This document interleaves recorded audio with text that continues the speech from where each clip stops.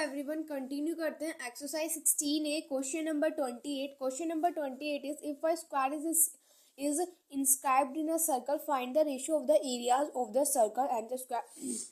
क्या बोला गया है क्वेश्चन में कि एक स्क्वायर है जो कि एक सर्कल के अंदर है, ठीक है। अब हमें रेशियो फाइंड करना है। किसका रेशियो फाइंड करना है? सर्कल के एरिया का और स्क्वायर के, मतलब एरिया ऑफ सर्कल अपॉन में एरिया ऑफ स्क्वायर का जो रेशियो है वो हमें फाइंड करना है।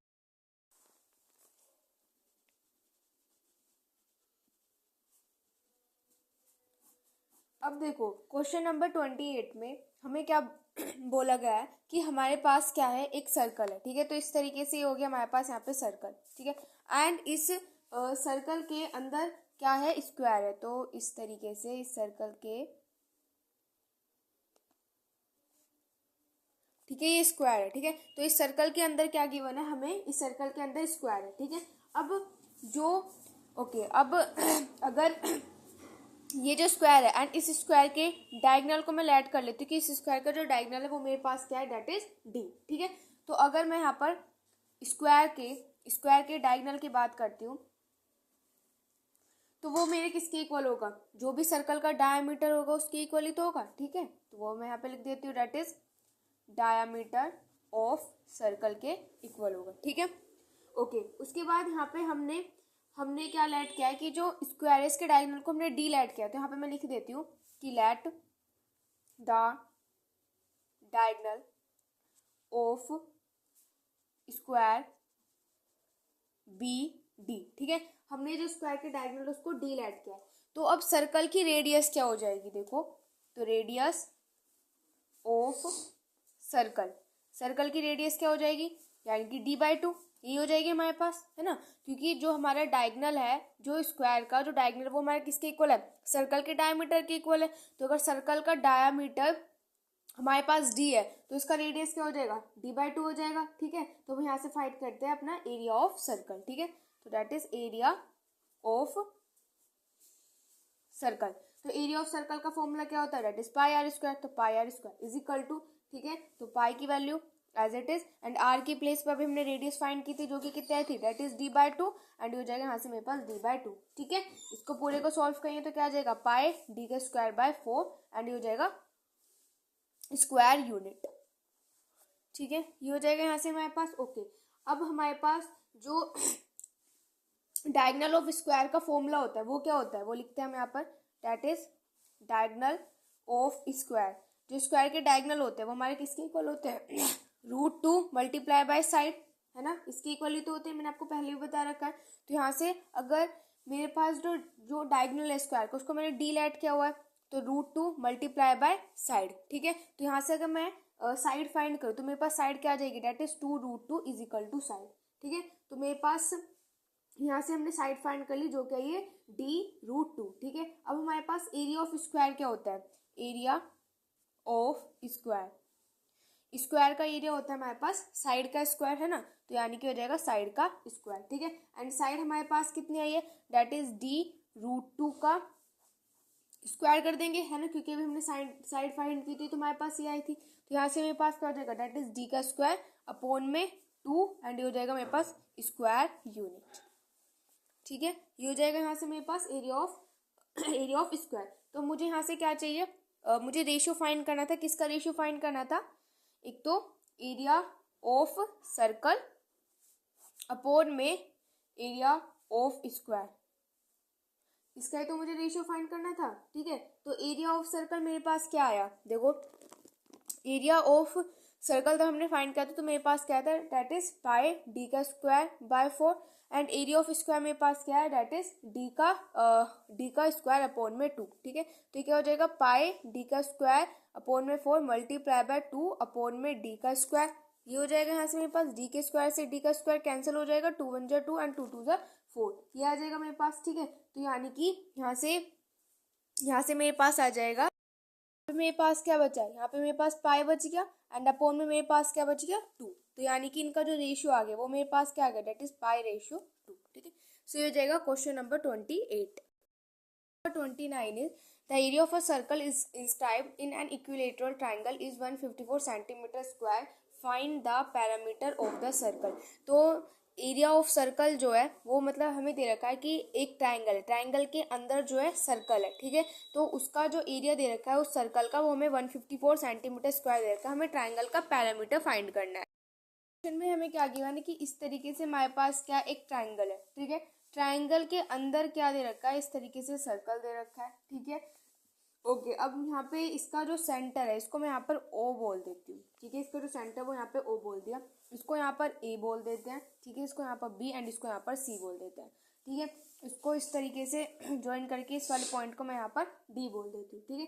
तो अब क्वेश्चन में मुझे क्या गिवन है, एरिया ऑफ सर्कल गिवन है ना। तो यहाँ पे मैं लिख लेती हूँ कि एरिया ऑफ सर्कल, तो एरिया ऑफ सर्कल जो है वो मुझे कितना गिवन है, दैट इज 154 सेंटीमीटर स्क्वायर। इतना मुझे एरिया ऑफ सर्कल गिवन है, ठीक है। तो एरिया ऑफ सर्कल होता क्या है, pi r square is equal to 154 हो जाएगा, ठीक है। तो यानी कि मैं यहाँ से अपने रेडियस की ना वैल्यू फाइंड कर सकती हूँ। कैसे, देखो 22/7 मल्टीप्लाई बाय रेडियस का स्क्वायर इज इक्वल टू 154, ये हो जाएगा। यानी कि रेडियस का स्क्वायर 154 मल्टीप्लाई बाय 7 अपॉन में 22, ये हो जाएगा, ठीक है। और इसको जब मैं सोल्व करूंगी तो यहाँ से मेरे पास क्या आ जाएगा, डेट इज 49, ठीक है। तो यानी कि रेडियस जो हो जाएगी वो मेरे पास कितनी आ जाएगी यहाँ से, डेट इज 7 सेंटीमीटर, ठीक है। तो यानी कि यहाँ से मैंने अपनी क्या फाइंड कर ली, रेडियस फाइंड कर लिया। अब यहाँ पे क्या दे रखा है कि जो सर्कल है, जो अब ये जो सर्कल है ये हमारा किसके अंदर है, एक इक्विलेटरल ट्राइंगल के अंदर है ना। इक्विलेटरल ट्राइंगल के अंदर हमारा क्या है, एक सर्कल है। तो अगर तब भी इक्विलेटरल ट्राइंगल के अंदर होता है तो वहां पर जो हमारे पास जो रेशियो होता है वो क्या, जब भी इक्विलेटरल ट्राइंगल, अगर आपको नहीं पता है तो देखो, अगर कोई भी इक्विलेटरल ट्राइंगल है, ठीक है, एंड उसके अंदर क्या है, सर्कल है, तो क्या होगा, जो ए ओ और ओ डी का जो रेशियो होगा ना वो 2:1 होता है, ठीक है। ये ऑलरेडी नोन होता है। अगर आपको नहीं पता तो अब आप देख लो कि अगर कोई भी एक इक्विलेटरल ट्राइंगल है एंड उस इक्विलेटरल ट्राइंगल के अंदर एक कोई भी सर्कल होता है एंड तो वो किस तरीके से रेशियो में कट होता है, 2:1। कहने का मतलब ये है कि यहाँ पर कि ए ओ और ओ डी का जो रेशियो है वो हमारे पास कितना है, डेट इज 2:1, ठीक है। ये हमारे पास है, ओके। अब उसके बाद ए डी क्या है, ए डी मेरे पास क्या है, ट्राइंगल की हाइट है, तो वो उसको मैं यहाँ पर एच मान लेती हूँ। तो मैं यहाँ पे लिख देती हूँ कि ए डी यहाँ पे क्या है, that is height of triangle, and इसको हम यहाँ पे क्या मान लेते हैं, एच मान लेते हैं, ठीक है, ओके। अब तो यानी कि यहाँ से मेरे पास जो ओडी है, ध्यान से देखो, ओडी जो है वो मेरे पास किसके इक्वल हो जाएगा, 1/3 ए डी के इक्वल हो जाएगा। देखो ध्यान से, ये जो मेरे पास ओ डी है ये क्या हो जाएगा, ए डी का 1/3 वाला पार्ट हो जाएगा, ठीक है। क्योंकि ये तो यहाँ पे 2:1 में कट कर रहा है, तो ये क्या हो जाएगा, इसके 1/3 ए डी हो जाएगा, ठीक है। तो यानी कि यहाँ से अगर मैं आर की वैल्यू फाइंड करूँ, क्यों, क्योंकि आर देखो, ओडी मेरे पास क्या है, रेडियस ही तो है ओडी, है ना। तो यानी कि अगर मैं यहाँ से रेडियस की बात करूँ तो रेडियस ओडी को मैं रेडियस लिख सकती हूँ, क्योंकि ओडी मेरे पास क्या है, सर्कल की रेडियस है, ठीक है। तो इसको हम क्या लिख सकते हैं, 1/3 एंड ए डी मेरे पास क्या है, ए डी को भी मैंने लेट किया था, दैट इज एच। तो यानी कि यहाँ से मेरे पास अगर मैं हाइट जो है वो मेरे पास यहाँ से कितनी आ जाएगी, दैट इज 21 सेंटीमीटर। कैसे आए 21 सेंटीमीटर, क्योंकि तब हम आर की वैल्यू यहाँ पर 7 पुट कर देंगे तो हमारे पास ये एच कितना आ जाएगा, दैट इज 21 सेंटीमीटर। अब हमारे पास क्या बन रहा है, यहाँ पर हमारे पास क्या बन रहा है, एक राइट ट्राइंगल बन रहा है जो कि हमारे पास ए सी डी है। देखो यहाँ पे ये इस तरीके से, आपको पता है कि तब भी हमारा ट्राइंगल से, इक्विलेटरल ट्राइंगल से कोई भी मीडियन गिरते तो वो परपेंडिकुलर होता है। तो यानी कि हमारे पास यहाँ पर एक राइट ट्राइंगल है जो कि हमारे पास क्या है, that is A C D, ठीक है। तो यहाँ पे मैं लिख देती हूँ, in right triangle A C D की अगर हम बात करते हैं तो यहाँ पे हम पाइथागोरस थ्योरम लगा सकते हैं। अगर हमारा राइट ट्राइंगल है तो पाइथागोरस क्या हो जाएगा, ए सी का square is equal to A D का स्क्वायर प्लस में सी डी का स्क्वायर, ठीक है, इसके इक्वल हो जाएगा। ओके, अब ए सी है तो ए सी को मैं लेट कर लेती हूँ कि ए सी मेरे पास क्या है, यहाँ पर ए, ठीक है। तो ये हो जाएगा ए का square is equal to A D हमें पता है कि वो एच है, तो ये हो जाएगा एच का स्क्वायर प्लस में सी डी। तो सी डी मेरे पास क्या हो जाएगा, देखो अगर ये हमारे पास इस तरीके से इक्विलेटरल ट्रायंगल है तो अगर मैंने इसकी एक साइड को ए माना तो यानी कि इसकी सारी साइड से है, तो अगर ये पूरा कंप्लीटली ए है और अगर मुझे सी डी चाहिए तो सी डी क्या हो जाएगा, a/2 हो जाएगा, है ना। सी डी मेरे पास a/2 हो जाएगा, तो वो मैं यहाँ पे लिख देती हूँ कि जो सी डी है वो मेरे पास कितना हो जाएगा, दैट इज a/2 का होल स्क्वायर, ठीक है। ओके, अब हम यहाँ पर इसको सॉल्व करेंगे एंड यहाँ से हम अपनी ए की वैल्यू को फाइंड करेंगे, ठीक है। आप इसको यहाँ से सोल्व करोगे तो यहाँ से हमारे पास जो ए है, ए की वैल्यू आ जाएगी दैट इज 42 अपॉन में √3 सेंटीमीटर, ठीक है। ये आपके पास यहाँ से ए की वैल्यू आ जाएगी। अब हमें क्या चाहिए, हमें ट्रायंगल का पैरामीटर फाइंड करना था क्वेश्चन में।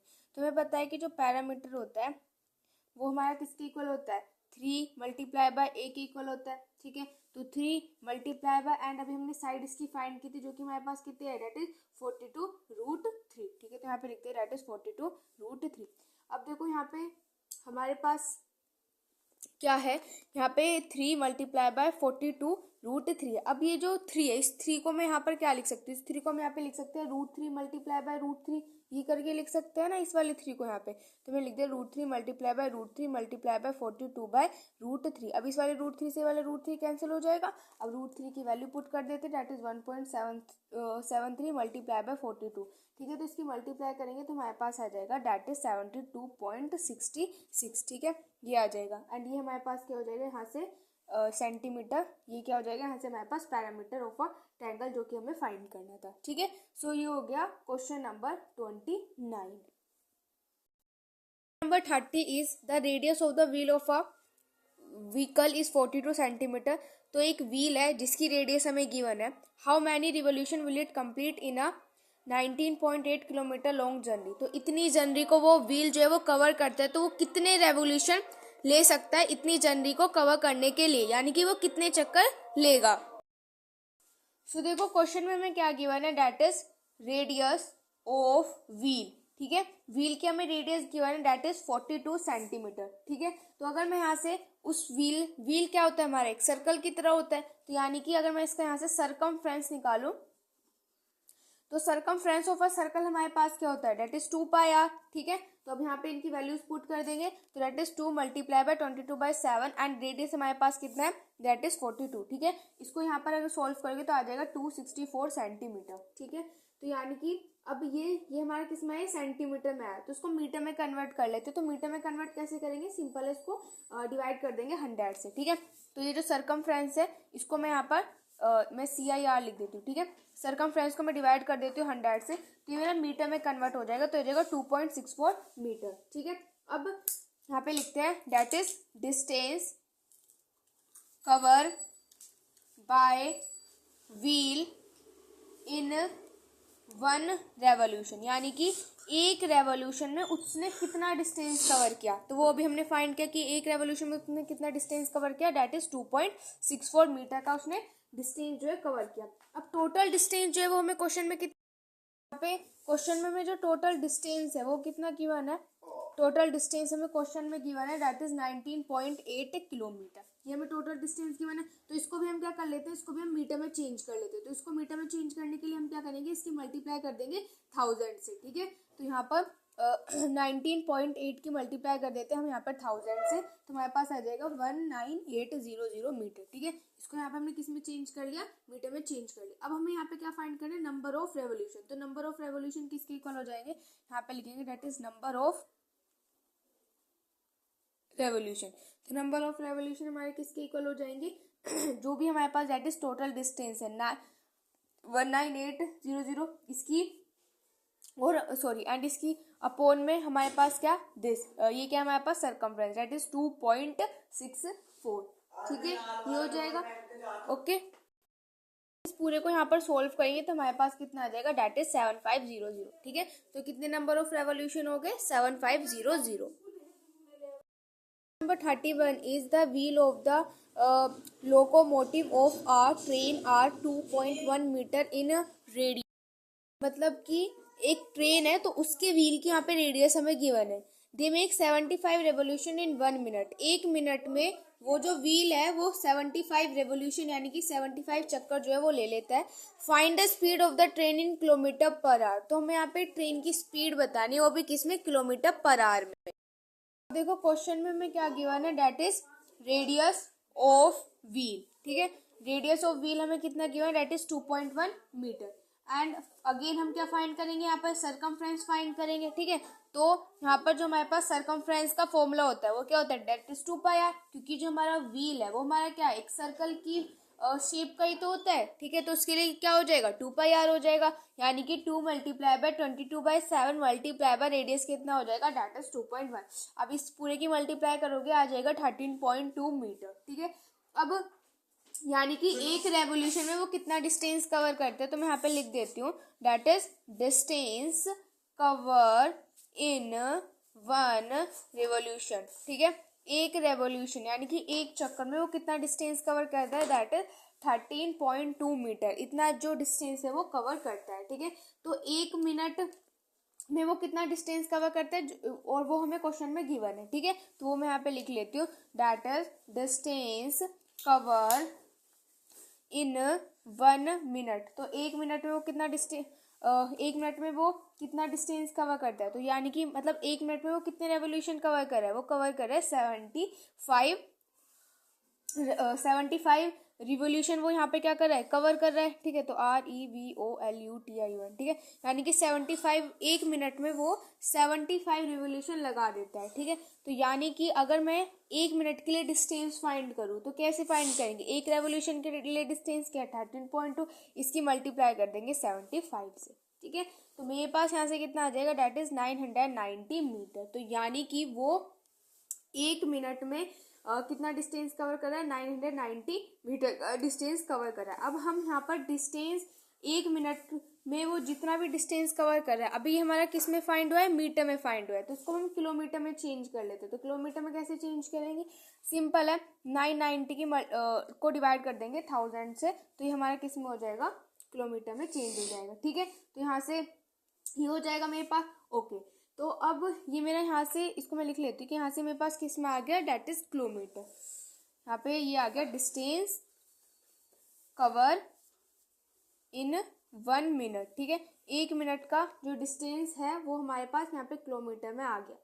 तो जो डिस्टेंस है 1 घंटे के लिए कितना डिस्टेंस हो जाएगा, अब हमें पता है कि 1 आवर में कितने मिनट्स होते हैं, 60 मिनट होती है। अब हमें 1 आवर के लिए फाइंड करना पड़ेगा। हम क्यों फाइंड कर रहे हैं 1 आवर के लिए, क्योंकि हमें क्वेश्चन में बोला गया है कि हमें जो ट्रेन की जो स्पीड बतानी है ना, वो किलोमीटर पर आवर में बतानी है। तो इसलिए हमें जो डिस्टेंस है वो किलोमीटर में पता होना चाहिए, टाइम आवर्स में पता होना चाहिए, है ना।